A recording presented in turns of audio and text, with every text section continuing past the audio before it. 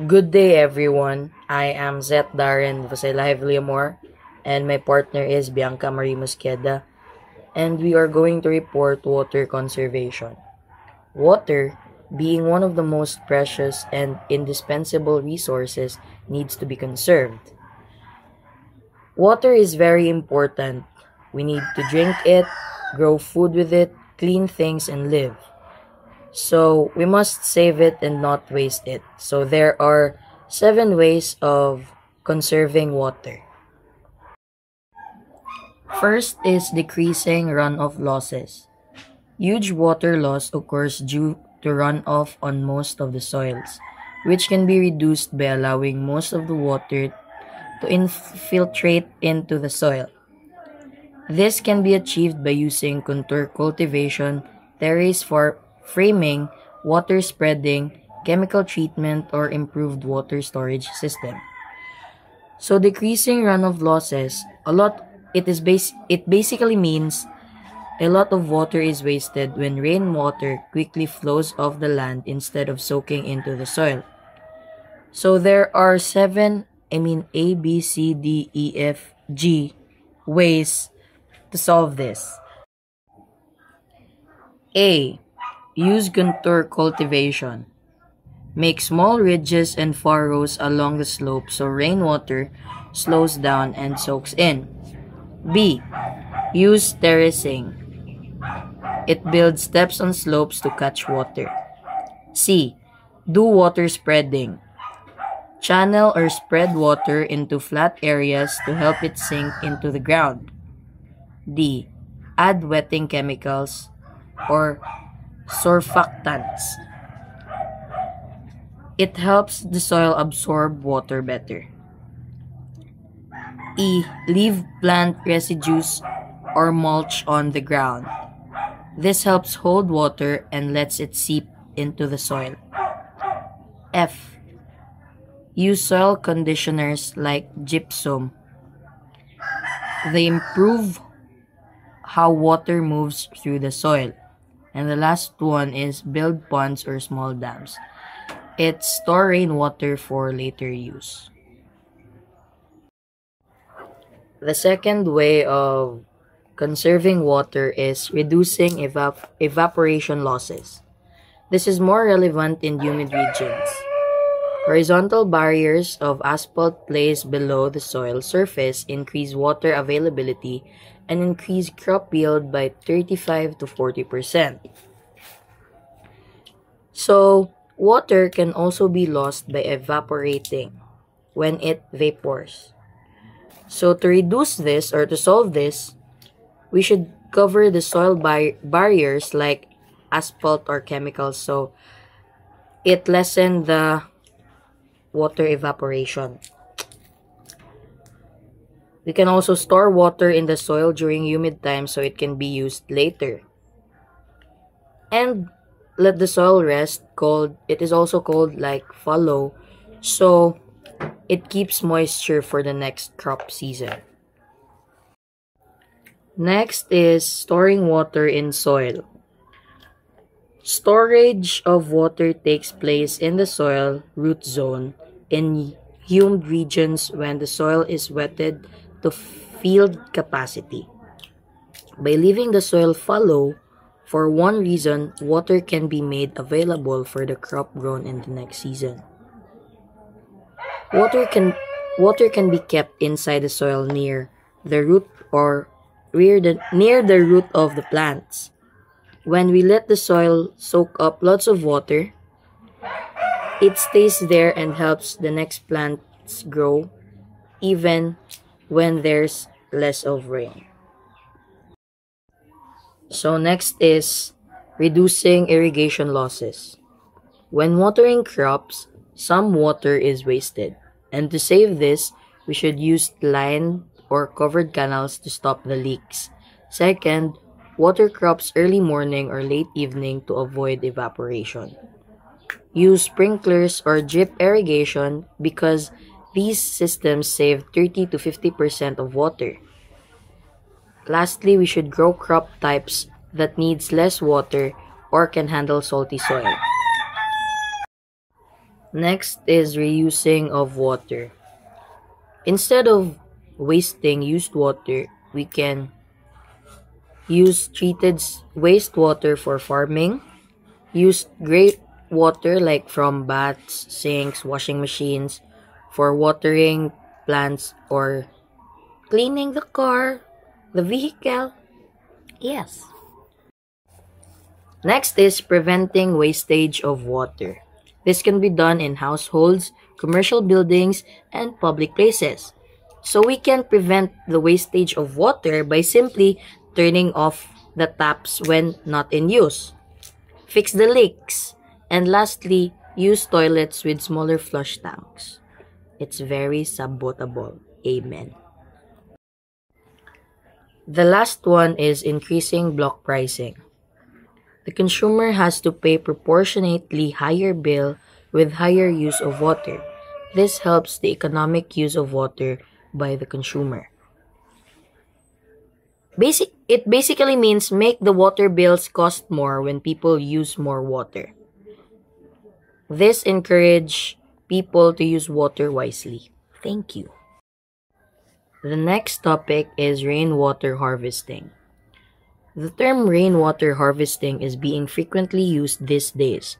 However, the concept of water harvesting is not new for India.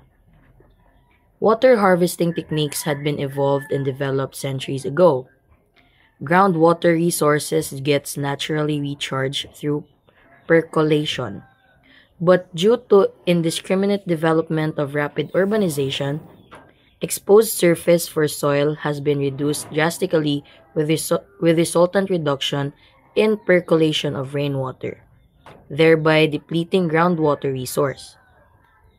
Rainwater harvesting is the process of augmenting the natural filtration of rainwater into the underground formation by soil artificial methods. So in simple terms, rainwater harvesting means collecting and saving rain instead of letting it go to waste. When it rains, the water usually just runs off the ground or roads. But with rainwater harvesting, we can catch the water and store it for later use, like watering plants, cleaning, or even drinking after cleaning it.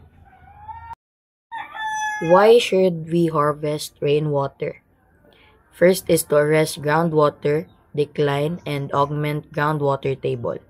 Second is to beneficiate water quality in aquifers. Third, to conserve surface water runoff during monsoon.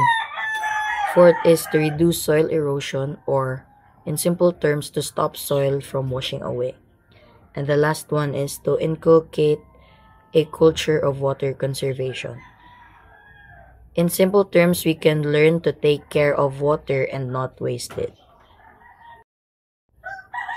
So we can collect rainwater from roofs, paved and unpaved areas, water bodies, and stormwater drains.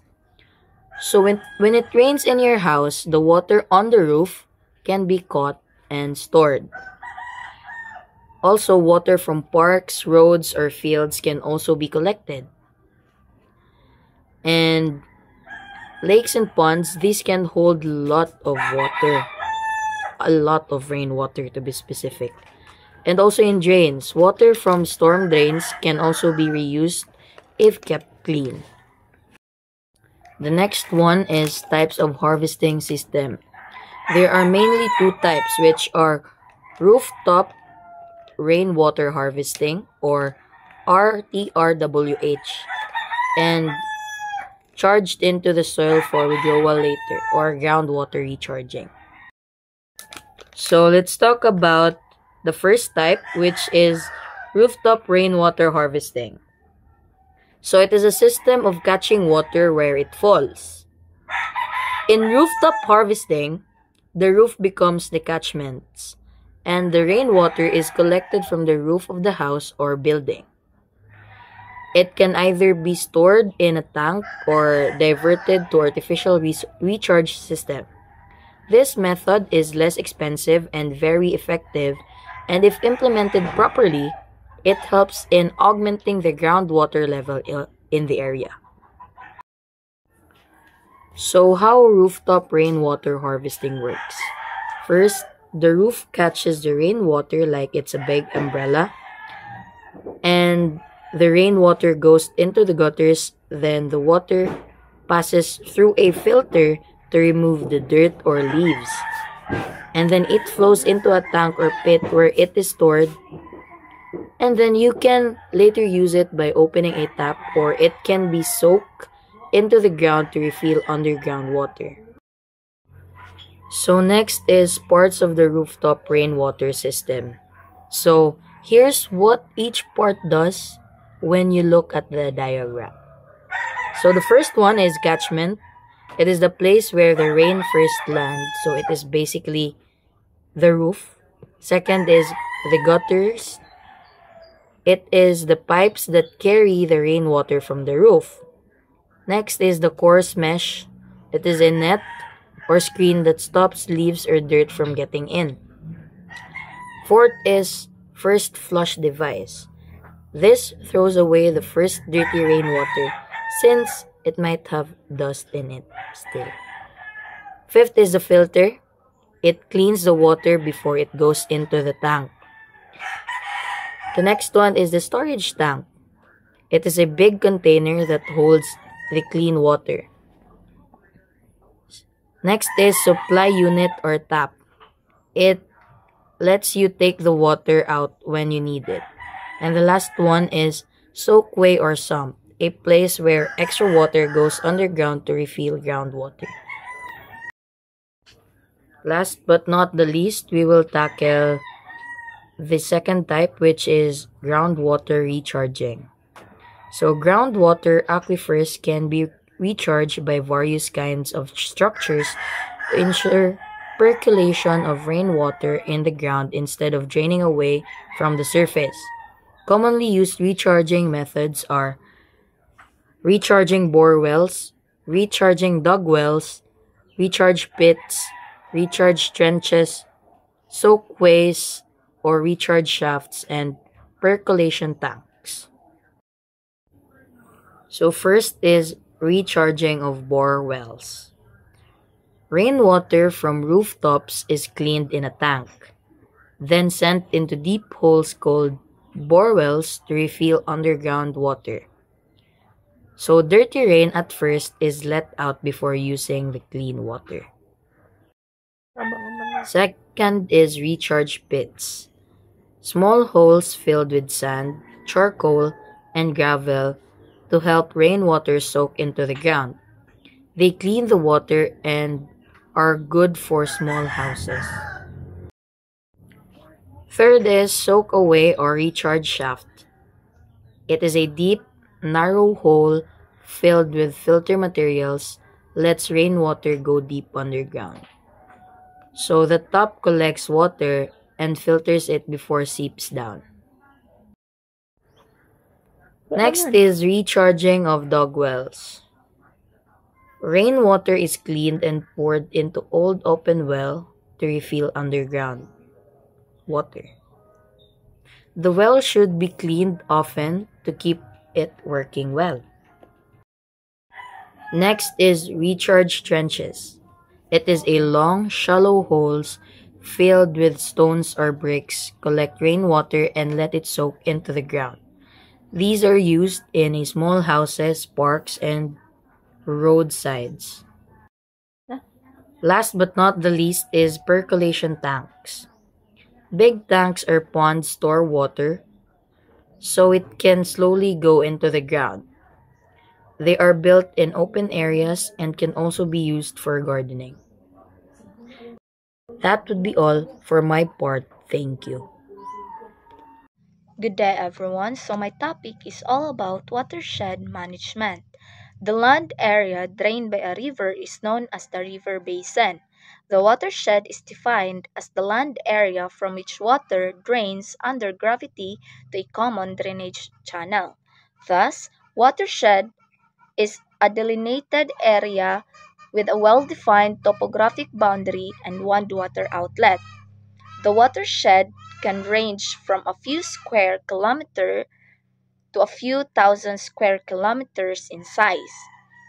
In the watershed, the hydrological conditions are such that water becomes concentrated within a particular location like a river or a reservoir, by which the watershed is drained. The watershed comprises complex interactions of soil, landform, vegetation, land use, activities, and water. People and animals are an integral part of a watershed, having mutual impacts on each other. We may live anywhere we would be living in some watershed. A watershed affects as it is directly involved in sustained food production, water supply for irrigation, water generation, and transportation, as well as for influencing sedimentation and erosion, vegetation growth, floods, and droughts. Thus, management of watersheds, treating them as a basic functional unit, is extremely important, and the first such integrated watershed management was adopted in 1949 by the Damodar Valley Corporation. So it simply means that a watershed is an area where all water drains in one outlet, like a river or a reservoir. And it also includes soil, vegetation, land use, water, people, and animals that interact with each other. Watersheds are vital for food, irrigation, power, and flood control, so managing them properly is important. S- So, the first integrated watershed management began in 1949 by the Damodar Valley Corporation. Next is the watershed degradation. The watersheds are very often found to be degraded due to uncontrolled, unplanned, and unscientific land use activities. Organizing, deforestation, mining, construction activities, industrialization, shifting cultivation, natural and artificial fires, soil erosion, and ignorance of local people have been responsible for degradation of various watersheds. So it simply means that watersheds are damaged by unplanned land use, deforestation, mining, construction, and fires, often worsened by soil erosion and lack of local awareness. Next are the objectives of watershed management. Rational Rational utilization of land and water sources of optimum production causing minimum damage to the natural resources is known as watershed management. So first objectives is to rehabilitate the watershed through proper land use, adopting conservation strategies for minimizing soil erosion and moisture retention so as to ensure good productivity of the land for the farmers. So this focus on the farmers, and it means that restoring the watershed by conserving soil and water to keep the land fertile and productive. Next is to manage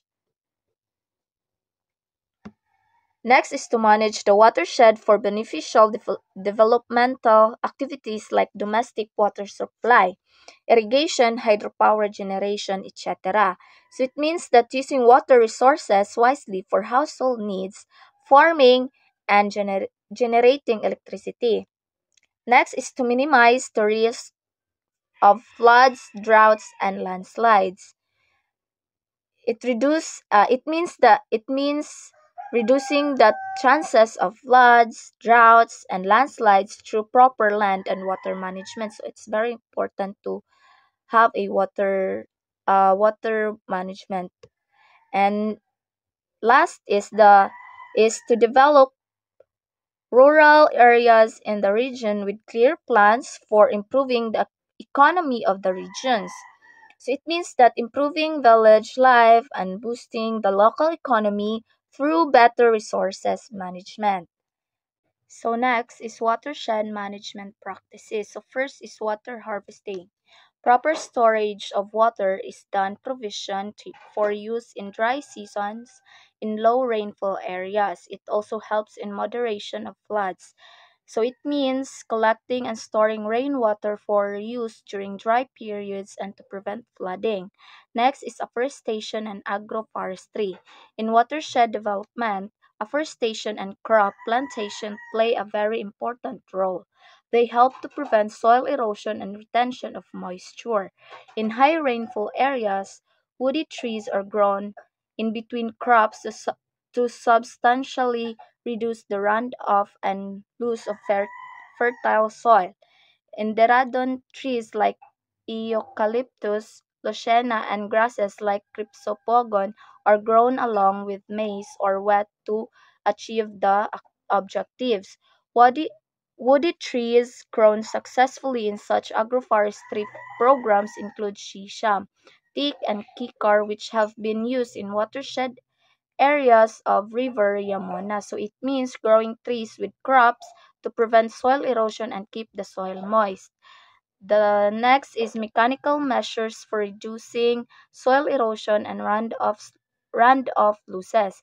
Several mechanical measures like terracing, bunding, bench terracing, no-till farming, contour cropping, strip cropping, etc.